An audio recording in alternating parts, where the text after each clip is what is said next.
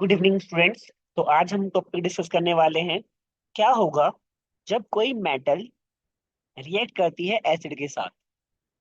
ठीक है, तो आपको ये वाली इक्वेशन याद रखनी है। कोई भी मेटल अगर डाइल्यूट एसिड के साथ रिएक्ट करेगी तो आपको सोल्ट मिलेगा प्लस हाइड्रोजन गैस मिलेगी। Metals react with acids to give a salt and hydrogen gas. ठीक है, अब सब कोई पूछ सकता है डाइल्यूट एसिड क्या होता है।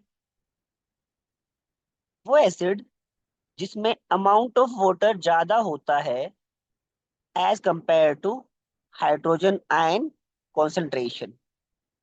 कई बार हम लोग रिएक्शन के लिए कॉन्सेंट्रेटेड एसिड भी यूज करते हैं, और ये होती है प्योर फॉर्म। ठीक है, इसमें क्या होता है, हाइड्रोजन आयन की कॉन्सेंट्रेशन ज्यादा होगी as compare to amount of water. Clear है? डाइल्यूट एसिड क्या होता है, कॉन्सेंट्रेटेड एसिड क्या होता है। नेक्स्ट हमारा क्वेश्चन है, क्या सारी की सारी मेटल्स रिएक्ट करती हैं सेम तरीके से। तो एक्टिविटी करके हमें आंसर मिल जाएगा।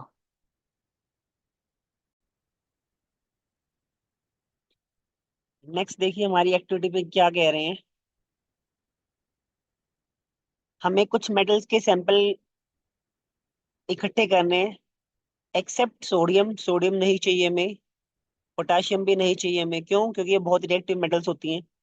If the samples are tarnished, tarnished का मतलब यू कैन से उनके ऊपर कोई ऑक्साइड लेयर है, या कोई एसिड अटैक कर रहा है, या एयर अटैक कर रही है, मॉइस्चर अटैक कर रहा है, तो उसको हम लोग रब कर लेंगे विद द क्लीन, रब them with clean, so that, मतलब सैंड पेपर का यूज कर सकते हैं लैब से हम लोग, और वो क्लीन अपीयरेंस आ जाएगी आपकी। ठीक है, अब देखो ये क्यों नहीं ले सकते दो मेटल सोडियम और पोटेशियम, क्योंकि वो they react vigorously even with cold water, ये हमने प्रीवियस सेक्शन में पढ़ा था।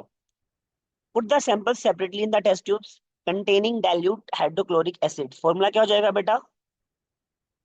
What is the formula for dilute hydrochloric acid? कई बार हम लोग बोलते हैं हमें सल्फ्यूरिक एसिड यूज करना है, तो फॉर्मूला होता है H2SO4। ठीक है, अभी हम लोग यूज कर रहे हैं हाइड्रोक्लोरिक एसिड, तो इट इज HCl। ठीक है, good. Suspend thermometers in the test tube so that their bulbs are dipped in the acid. Thermometer से बेसिकली हम क्या करेंगे, जो सॉल्यूशन बनेगा उसका टेम्परेचर मेजर करेंगे। मान लो सॉल्यूशन के अंदर रिएक्शन के बाद हीट इवोल्व हो रही है, हीट रिलीज हो रही है, तो जो सॉल्यूशन होगा उसका टेम्परेचर बढ़ जाएगा, तो हमें टेम्परेचर पे उसकी रीडिंग ज्यादा दिखाई देगी। कई बार ये हो सकता है, क्या पता सॉल्यूशन मतलब रिएक्शन के बाद ठंडा हो जाए, तो आप कह सकते हो वहां पे टेम्परेचर आपको लो मिलेगा। हमें ऑब्जर्व करना है rate of formation of bubbles carefully. ठीक है, जब भी केमिस्ट्री लैब में काम करेंगे तो observations matter a lot. Next question क्या है, कौन सी मेटल्स हैं reacted vigorously with dilute hydrochloric acid. With which metal do you did you record the highest temperature in सभी में से। मतलब सोडियम और पोटेशियम को छोड़ के जो ऊपर सैंपल्स लेते ना वही। ठीक है, फॉर एग्जांपल ये रही, मैग्नीशियम ले सकते हो, एल्यूमिनियम ले सकते हो, जिंक ले सकते हो, और आयरन ले सकते हो। ठीक है, arrange the metals in the decreasing order of reactivity with dilute acids. ठीक है, उसके बाद जो सबसे ज्यादा रिएक्टिव होगी वो पहले नंबर पे, जो दूसरे नंबर पे होगी वो कम रिएक्टिव, एंड सो ऑन। ठीक है, तो हमें रिएक्शन भी लिखनी है। Right equations for the reactions of magnesium, aluminium, zinc and iron with dilute hydrochloric acids। ठीक है, अब आप एक बार क्या करो, रिएक्टिविटी सीरीज ओपन करो बेटा। रिएक्टिविटी सीरीज में देखो, मैग्नीशियम, एल्यूमिनियम, जिंक और आयरन, सबसे ऊपर कौन आता है?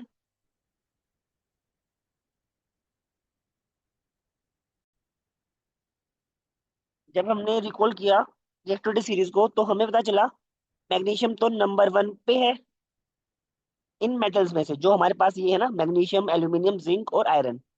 नंबर 2 पे कौन आएगा? एल्यूमिनियम। नंबर 3 पे कौन आएगा? जिंक। और फोर्थ नंबर पे आएगा हमारा कार्बन। इसीलिए आपको रिएक्टिविटी सीरीज अच्छे से याद करनी है, उसकी एप्लीकेशन बहुत ज्यादा है। ठीक है। रिएक्शंस लिख लो आप। कैसे लिखोगे? जैसे मान लो मैं मैग्नीशियम को लिखना चाहता हूँ के साथ, हाइड्रोक्लोरिक एसिड के साथ, तो बहुत इजी है।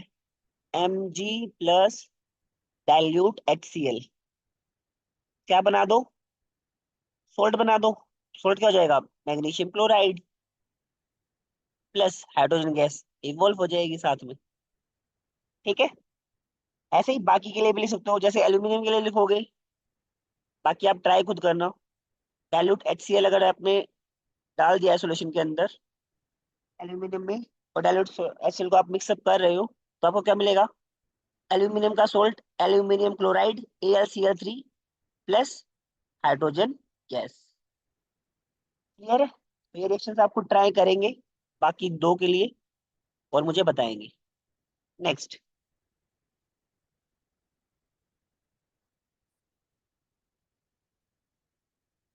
Hydrogen gas is not evolved कब?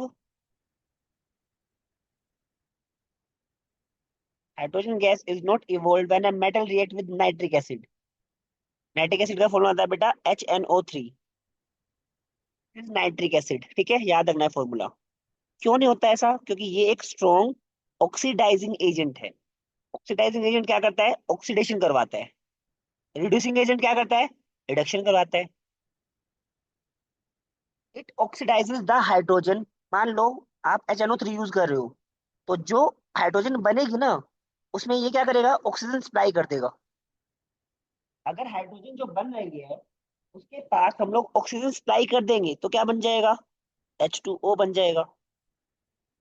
It oxidizes the H2 produce to water and itself get reduced, और खुद क्या हो जाएगा? रिड्यूस हो जाएगा। और कोई भी एक ऑक्साइड मिल जाएगा आपको नाइट्रोजन का, या तो N2O या NO या NO2। But magnesium and manganese react with very dilute HNO3 to evolve hydrogen gas. ये दो मेटल्स ऐसी हैं, मैग्नीशियम और मैग्नीज, ये क्या करेंगी बेटा? ये HNO3 के साथ रिएक्ट करेंगी और आपको क्या देंगी? हाइड्रोजन गैस देंगी।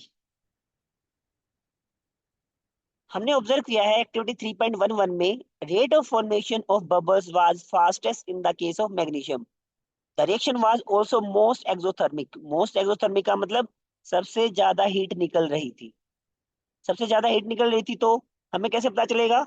जब हमने टेम्परेचर मेजर किया होगा, इसी केस में सबसे ज्यादा होगा। क्यों होगा? क्योंकि जो चार सैंपल्स हमारे पास हैं,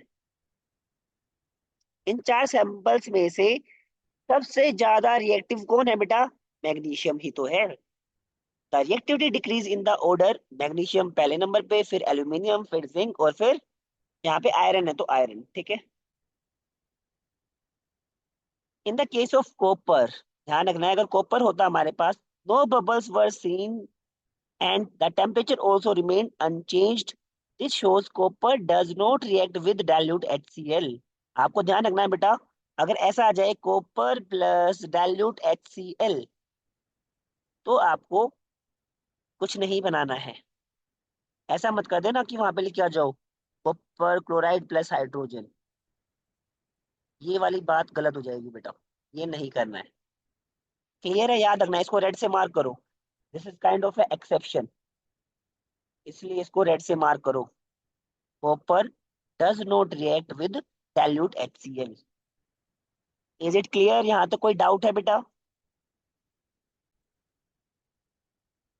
ये थोड़ा सा आपको, लाइक यू कैन से, आपकी नॉलेज को एनहेंस करने के लिए एक छोटा सा टॉपिक है। Do you know aqua regia? Latin word है, इसका मतलब होता है royal water. It is a freshly prepared mixture of concentrated hydrochloric acid and concentrated HNO3 nitric acid in the ratio of 3:1। मतलब क्या है? 3 पार्ट्स तो लेंगे हम HCl के कॉन्सेंट्रेटेड फॉर्म में, और एक पार्ट लेंगे बेटा HNO3 का कॉन्सेंट्रेटेड पार्ट में, और दोनों को मिक्स कर देंगे। तो जो बनेगा ना, उसको हम बोलते हैं एक्वा रेगिया और royal water. It can dissolve gold. ये जो लीस्ट रिएक्टिव मेटल है ना, जैसे गोल्ड है, उसको भी डिसोल्व कर लेता है, even though neither of these acid can do so alone. अगर हम गोल्ड के साथ अकेला रिएक्शन करवाएं, कॉन्सेंट्रेटेड HCl, कुछ नहीं होगा। अगर गोल्ड के साथ कॉन्सेंट्रेटेड HNO3 डालेंगे, कुछ नहीं होगा। लेकिन अगर इनका प्रोपोर्शन बना लें, 3 पार्ट ले लें HCl के, 1 पार्ट ले लें HNO3 का, इन दोनों का मिक्स करके क्या बन जाएगा? यू कैन से एक्वा रेगिया और रोल वाटर। उसके साथ जब आप रिएक्ट करवाओगे तो गोल्ड रिएक्ट कर जाएगा। Aqua regia is a highly corrosive, मतलब कोरोजन को प्रोमोट करता है बेसिकली।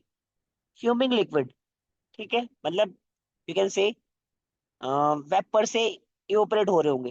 जैसे हम कई बार फ्रिज को खोलते हैं ना, तो हमें ऐसा लगता है ना गैस बाहर की तरफ आ रही है। It is one of the few reagents that is able to dissolve gold and platinum. Platinum का सिंबल इज Pt, गोल्ड का सिंबल इज Au। ठीक है।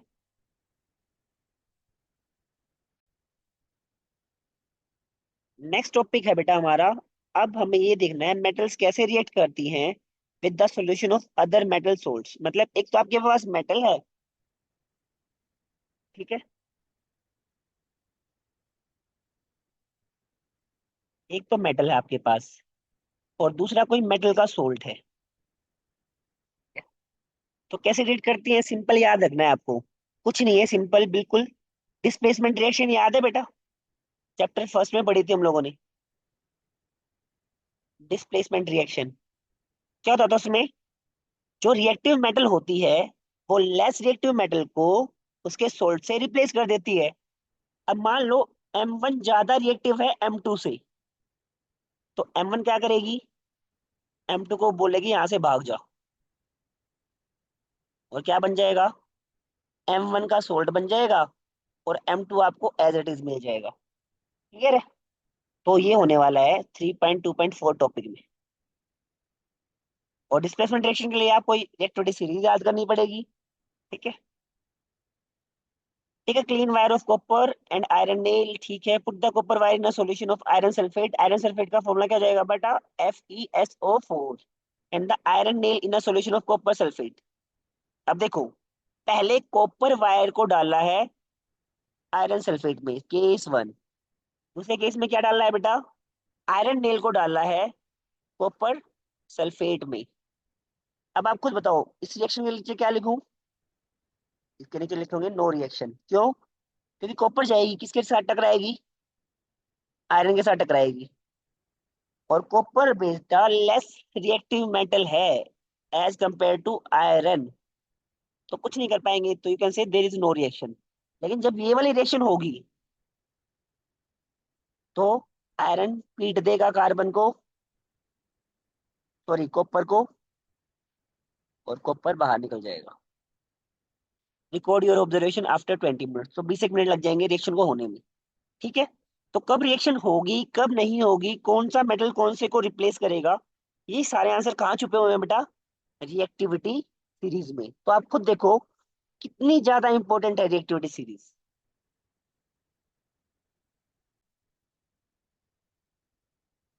अब अगला सवाल वो यही पूछ रहा है, अगर आप एक्टिविटी को कंटिन्यू रखेंगे तो, in which test tube did you find that a reaction has occurred? Simple सी बात है, ये दो है देखो, ये कोर्क लगा रखा है, ये थ्रेड हो गई बांध रखा है, आयरन नेल इसके अंदर है, टेस्ट ट्यूब है, और कॉपर सल्फेट है।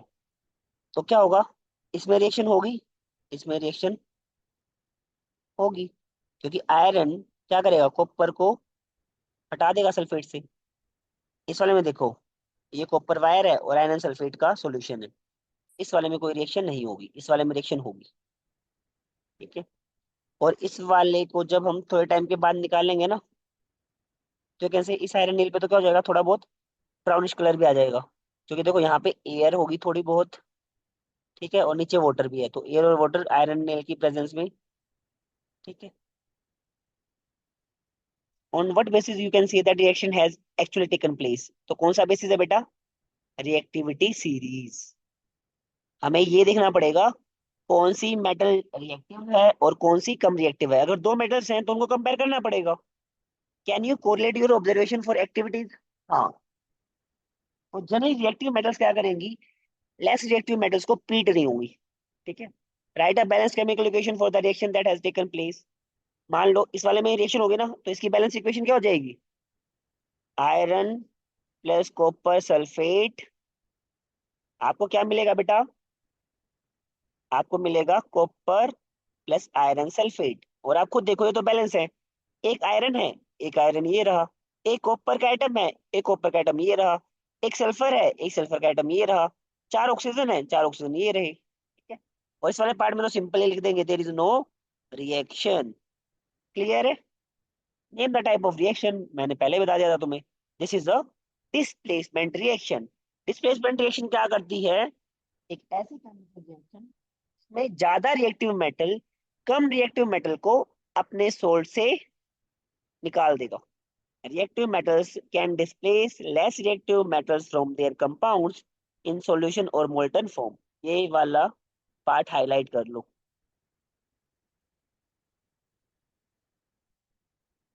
यहाँ तक क्लियर है बेटा? कोई डाउट है? इसलिए मैंने रिएक्टिविटी सीरीज पहले पढ़ाया था आपको, क्योंकि उसकी इंपॉर्टेंस ज्यादा है, उसका एप्लीकेशन पार्ट ज्यादा है। ओके, कंटिन्यू रखते हैं।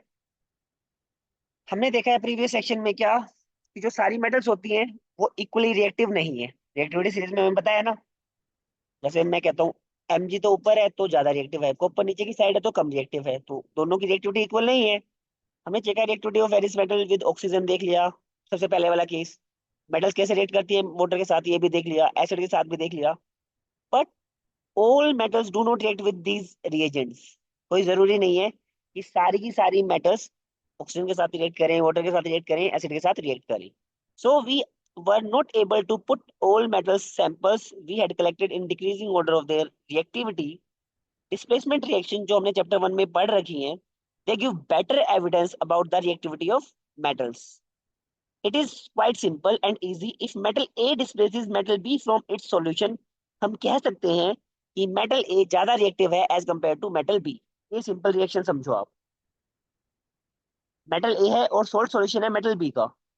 अगर ए की जगह बी आ गया, एक ही केस में आ सकता है, तब अगर ए ज्यादा रिएक्टिव होगा बी से। सिर्फ एक ही केस पॉसिबल है, अगर मेटल ए ज्यादा रिएक्टिव होगा मेटल बी से, तो सोल्ट सॉल्यूशन मिलेगा ए का और मेटल बी आपको एज इट इज मिल जाएगी। विच मेटल, कॉपर और आयरन, इज मोर रिएक्टिव? तो सिंपल सा आंसर है, it is iron is more reactive as compare to copper. आप रिएक्टिविटी सीरीज चेक कर सकते हैं।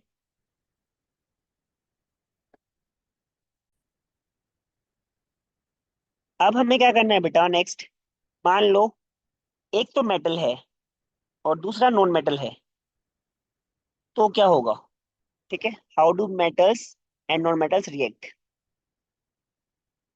You so the reactions of metals with the number of reagents. ठीक है, रिएजेंट्स का मतलब आपने वाटर के साथ भी रिएक्शन देखी, एसिड के साथ भी देखी, ऑक्सीजन के साथ भी देखी। Why do metals react in this manner? ठीक है, तो उसका कुछ पार्टिकुलर रीजन है। ठीक है, जैसे सोडियम है, वो बहुत ही ज्यादा यू कैन से विग्रसली रिएक्ट करती है इसके साथ, ऑक्सीजन के साथ, वाटर के साथ। क्यों? क्योंकि बहुत रिएक्टिव मेटल है। Let us recall what we have learned about the electronic configuration of elements in class 9th। तो ये समझने से पहले तुम्हें इलेक्ट्रॉनिक कॉन्फ़िगरेशन लिखनी आनी चाहिए। इलेक्ट्रॉनिक कॉन्फ़िगरेशन का मतलब क्या है? हर एलिमेंट के पास केमिस्ट्री में 118 एलिमेंट्स हैं, आप पीरियोडिक टेबल में पढ़ेंगे, ठीक है। 118 एलिमेंट्स में, ठीक है, हर एक एलिमेंट के पास क्या होता है बेटा? नंबर ऑफ इलेक्ट्रॉन्स होते हैं। जैसे मैं बोलता हूँ सोडियम, सोडियम के पास 11 नंबर ऑफ इलेक्ट्रॉन्स होते हैं। इन इलेक्ट्रॉन्स को हम लोग कैसे डिस्ट्रीब्यूट करें डिफरेंट शेल्स में, इसको बोलते हैं हम लोग इलेक्ट्रॉनिक कॉन्फ़िगरेशन। जैसे पहले शेल में 2 इलेक्ट्रॉन मैक्सिमम आ सकते हैं, दूसरे में 8 आ जाएंगे, तीसरे में 1 आ जाएगा। ठीक है, this is called the electronic configuration of you can say sodium. हमने ये भी पता है noble gases which have a completely filled valence shell show little chemical activities. ठीक है, वो सबसे कम रिएक्टिव होती है नोबल गैसेस। कौन कौन सी होती है बेटा noble gases? Helium, neon, argon. और भी होती हैं बट आपके लेवल तक इतना ही काफी है। ठीक है, और भी होती हैं। बेसिकली इनकी जो वैलेंसी होती है वो जीरो होती है। ठीक है, एंड दैट इज वाई वो किसी के साथ रिएक्ट करना पसंद नहीं करती। We therefore explain the reactivity of elements as a tendency to attain a completely filled valence shell। हर एक एलिमेंट क्या बनना चाहता है बेटा?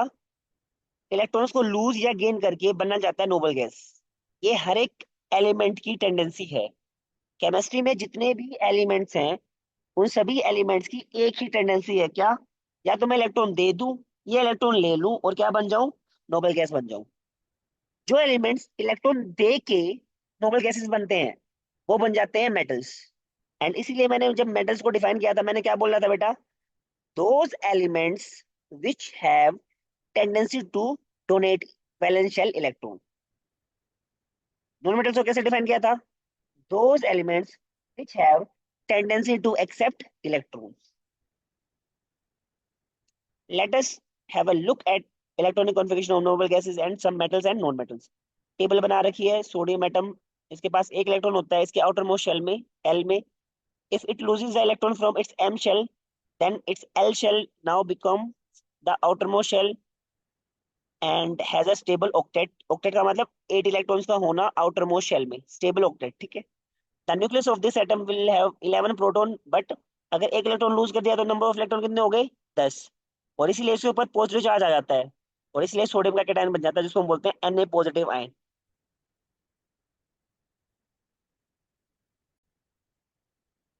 यहाँ पे ध्यान से देख सकते हो आप। क्या देखोगे? Noble gases, helium, neon, argon. Helium का एटॉमिक नंबर 2 होता है। देखो के शेल में दो के दो इलेक्ट्रॉन फिल कर दिए। हीलियम की वैलेंसी कितनी है बेटा? वैलेंसी होती है combining capacity of an element, इसकी वैलेंसी होती है 0। इसमें वैलेंस इलेक्ट्रॉन्स कितने हैं बेटा?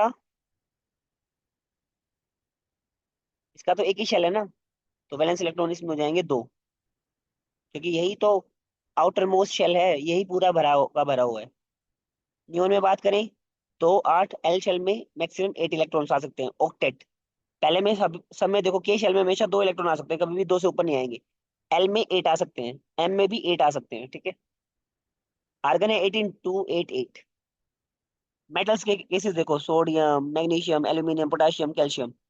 11 है 2 8 1। मैग्नीशियम है 2 8 2, ठीक है। इसलिए वैलेंसी भी, इसमें देखो वैलेंस इलेक्ट्रॉन्स भी 1 है और वैलेंसी भी 1 है सोडियम की, ठीक है। मैग्नीशियम की बात करें, नंबर ऑफ वैलेंस इलेक्ट्रॉन्स भी 2 है, वैलेंसी भी 2 है। एल्यूमिनियम की बात करें, नंबर ऑफ वैलेंस इलेक्ट्रॉन 3 है, वैलेंसी भी 3 है। पोटेशियम की बात करें 2 8 8, ये तो फिलअप हो गया, आउटर मोस्ट शेल हो गया, एंड इसमें नंबर ऑफ इलेक्ट्रॉन है 1, तो वैलेंसी भी 1 है, वैलेंस इलेक्ट्रॉन्स भी 1 है। कैल्शियम की बात करेंगे 2 8 8 2, तो नंबर ऑफ वैलेंस इलेक्ट्रॉन भी 2 हो गई, वैलेंसी भी 2 हो गई, मतलब ये 2 इलेक्ट्रॉन देना चाहेगा कैल्शियम, ठीक है। This is all about the noble gases and metals. बाकी कल करेंगे।